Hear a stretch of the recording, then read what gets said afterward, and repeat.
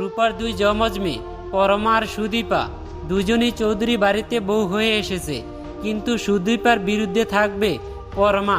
নতুন টুইস্ট, আদিত্যর ভাই অব্রজিতের সঙ্গে বিয়ের পরে কঠিন সত্যের মুখোমুখি হয় পরমা।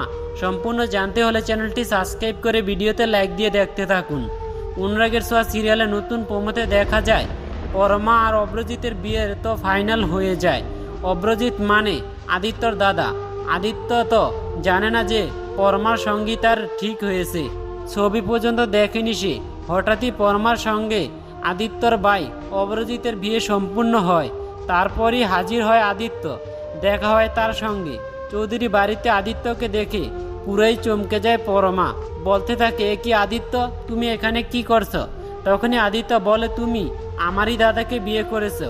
পরমা একথা শুনে পরমা চিৎকার দিয়ে ওঠে, না, এটা কিছুতেই হতে পারে না। এই সত্যের মুখোমুখি হলো পরমা। ভিডিওটি কেমন লাগলো কমেন্ট করে জানিয়ে দিন।